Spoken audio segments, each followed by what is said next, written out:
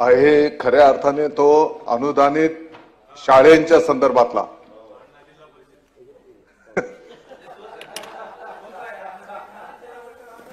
हो नाही तुम्ही मंत्री शाळेंच्या संदर्भातला प्रश्न आहे, त्याचे उत्तर देतो. आणि म्हणून चांगली सूचना सरांनी केलेली आहे. निश्चितपणे सभापती महोदय, आपल्या माध्यमातून मला अतिशय नम्रतेने सांगायचं आहे, माननीय मुख्यमंत्री महोदय देवेंद्रजी फडणवीस साहेब, माननीय उपमुख्यमंत्री महोदय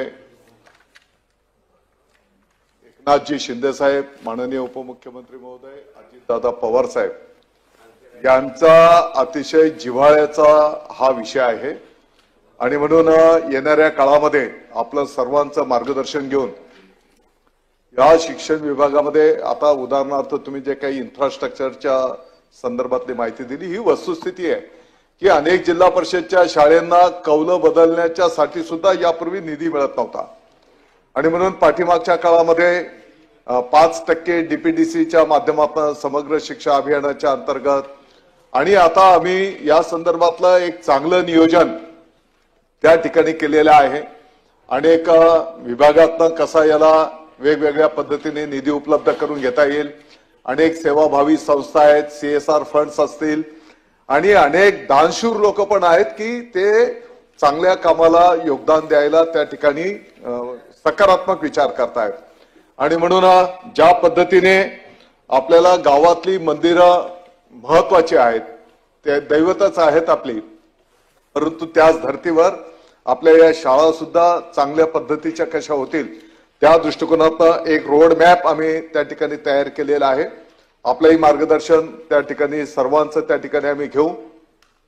या निमित्ताने मी आपल्या सभागृहाला पण विनंती करू इच्छितो की आपल्याही काही चांगल्या सूचना असतील, जर त्या लिखित स्वरूपात दिल्या तर निश्चितपणे त्याचा समावेश त्या ठिकाणी निश्चितपणे केला जाईल.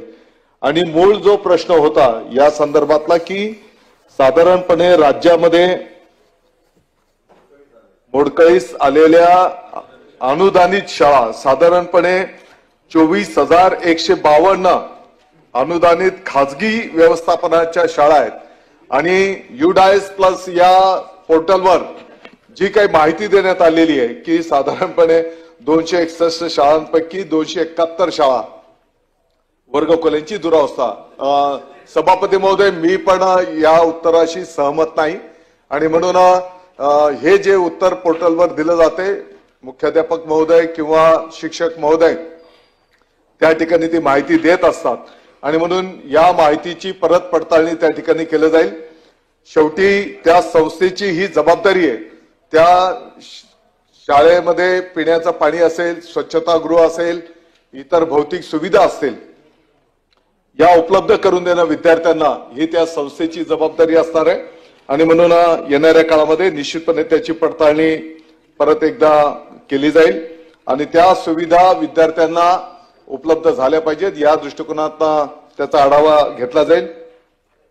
दुसरी जी आपली एक चांगली सूचना आहे की पवित्र पोर्टल सातत्यानं सुरू ठेवलं पाहिजे. मला वाटतं की याचाही आपण सकारात्मक विचार करू. आता टप्पा 2 त्या ठिकाणी प्रगतीपथावर आहे आणि आरटीईच्या निधीच्या संदर्भामध्ये मला वाटतं की आम्ही मुख्यमंत्री महोदयांकडे या संदर्भातला निधी मागतो आहोत आणि जेवढा निधी उपलब्ध होईल, वस्तुस्थिती आहे की आता